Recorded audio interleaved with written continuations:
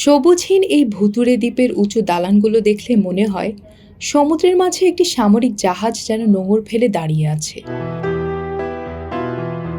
Nagasaki থেকে 15 kilometre দূরে অবস্থিত এই দ্বীপটি একসময় জনবহুল থাকলেও রাতারাতি তা মৃত হয়ে যায়। জাপানি শিল্পায়নের সময় কয়লা খনির জন্য জনপ্রিয় হয়ে উঠেছিল গানকানজিমা দ্বীপ। এটি হাসিমা দ্বীপ নামেও পরিচিত। বর্তমানে বিশ্বের 5 শতাধিক জনমানবহীন দ্বীপের তালিকায় লেখা রয়েছে হাসিমা দ্বীপের নাম। জেমস বন্ডের স্কাইফল সহ বেশ কয়েকটি সিনেমার শুটিংও হয়েছে এই দ্বীপে। হাসিমা দ্বীপ যেখানে অবস্থিত সেখানে উন্নত মানের কয়লার সন্ধান পাওয়া গিয়েছিল 1810 সালে। 1890 সালে মিৎসুবিশি সংস্থা দ্বীপটি কিনে নেয়। তারপর সেখানে কয়লা খনি নির্মাণের পাশাপাশি বেশ কিছু দালান তৈরি করে তারা। এর মধ্যে ছিল 10 তলার একটি বাড়িও। 1959 সালের মধ্যে হাসিমা দ্বীপের জনসংখ্যা 5,000 পেরিয়ে যায়। প্রতি বছর এই দ্বীপের 1 বর্গ কিলোমিটার এলাকা থেকে 4 লাখ টন কয়লা উৎপাদন হতো। হাসিমা দ্বীপের উন্নয়নের জন্য সেখানে একের পর এক আবাসন তৈরি করা হতে থাকে।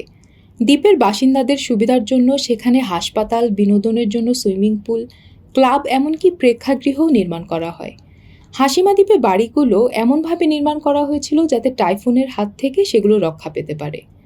দূর থেকে এই দ্বীপটি দেখে মনে হয় যেন সমুদ্রে নোঙর করে রয়েছে বিশাল এক যুদ্ধজাহাজ। শোনা যায়, দ্বিতীয় বিশ্বযুদ্ধ চলাকালীন চীন এবং দক্ষিণ কোরিয়ার বাসিন্দাদের হাসিমা দ্বীপে বন্দী করে রাখা হতো। তাদের শাস্তি দিতে কয়লা খনিতে কঠিন পরিশ্রমের কাজ করানো হতো।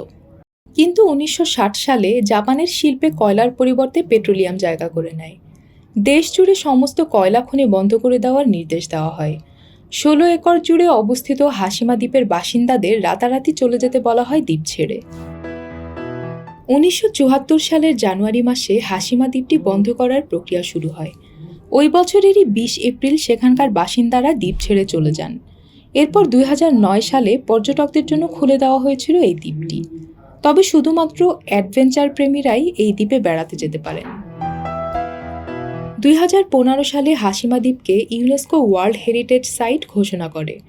টোকিও বিশ্ববিদ্যালয়ের গবেষক তাকাফুমি নোগুচির নেতৃত্বে এই দ্বীপের বাড়িগুলো সংরক্ষণের কাজ শুরু হয়। প্রাকৃতিক দুর্যোগের পরেও এখনও বেশ কিছু ধ্বংসাবশেষ রয়ে গেছে পরিত্যক্ত দ্বীপে। ডার্ক ট্যুরিস্ট নামের একটি ওয়েব সিরিজে এই জনমানবহীন দ্বীপ নিয়ে একটি শো করেন ডেভিড ফেরিয়ার নামে নিউজিল্যান্ডের এক সাংবাদিক। বর্তমানে ইতিহাসের সাক্ষী হয়ে দাঁড়িয়ে আছে এই ভুতুড়ে দ্বীপটি।